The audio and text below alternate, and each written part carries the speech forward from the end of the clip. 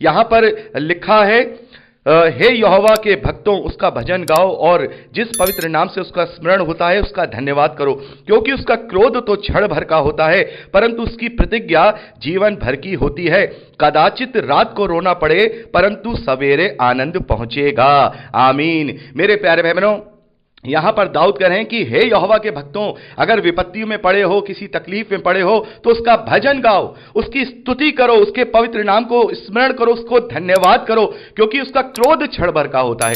मेरे प्यारे भाई बहनों, यहां पर हम देखते हैं पुराने नियम में, हमने कितनी बार पढ़ा पुराने नियम में, इतिहास को जब हम पढ़ रहे थे, कि जो इजरायली हैं उन्होंने कितनी बार परमेश्वर का विरोध किया है, कितनी बार वो परमेश्वर के विरोध में हो गए और परमेश्वर ने अपना हाथ उनके ऊपर से उठा लिया और वो तमाम तरीके की विपत्तियों में पड़ गए। और उसके बाद उन्होंने फिर जब परमेश्वर को दुहाई दी तो तुरंत परमेश्वर ने उनके लिए क्या किया, इंतजाम किया, या तो किसी न्यायियों को खड़ा किया या फिर किसी भी अद्भुत रीति से उन्हें बचाया है। तो इसी बात का वर्णन करते हुए यहां पर दाऊद ये कह रहे हैं कि उसका जो क्रोध होता है वो क्षण भर का होता है, केवल हमारे दुहाई देने की ही देर होती है।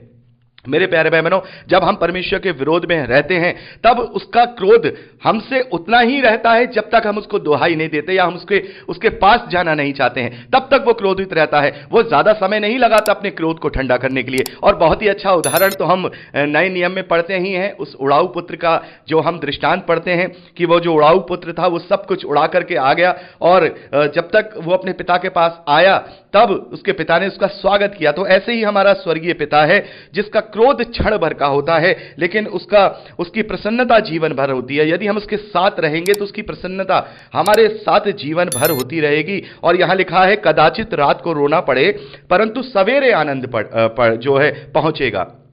तो इसका मतलब हम भौतिक रूप से भी निकाल सकते हैं, लेकिन यह आत्मा में होकर भजन दाऊद जो है लिख रहे हैं या गा रहे हैं, तो इसका मतलब कदाचित रात को रोना पड़े परंतु सवेरे आनंद पहुंचेगा। तो रात किस चीज को यहां इंडिकेट करती है? मेरे प्यारे भाई बहनों, हम मसीही विश्वासी हैं और हमें अपने जीवन को, हमें अपनी रोशनी को, हमें अपने अंधेरे और रोशनी को डिवाइड करना होगा। हमारी रात वो है मेरे प्यारे भाई बहनों जो हम इस जीवन में जी रहे हैं, और हमारा सवेरा वो है जब हम अनंत जीवन के लिए जी उठेंगे। तो मेरे प्यारे भाई बहनों, कदाचित रात को रोना पड़े, यानी कि इस धरती के जीवन में हो सकता है कि हमें रोना पड़े, हो सकता है हम विपत्तियों में पड़ जाएं, हो सकता है हम परीक्षाओं में पड़ जाएं, हो सकता है हम ताड़नाओं में पड़ जाएं, हो सकता है अपनी ही अभिलाषाओं में खिंचकर और फंसकर हम परेशानियों में पड़ जाएं, हो सकता है जीवन में हमें रोना पड़े, तकलीफ को सहना पड़े, लेकिन सवेरे आनंद पहुंचेगा। उस अनंत जीवन में हमें आनंद पहुंचेगा जब हम इस योग्य बन जाएंगे, जब हम उस पर पक्का और पूर्ण विश्वास करेंगे, तब हमें सवेरे यानी कि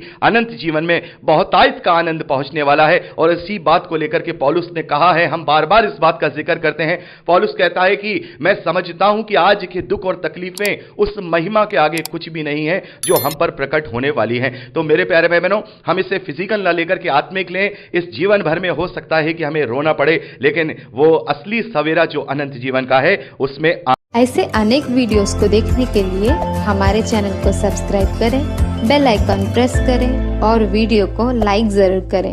धन्यवाद।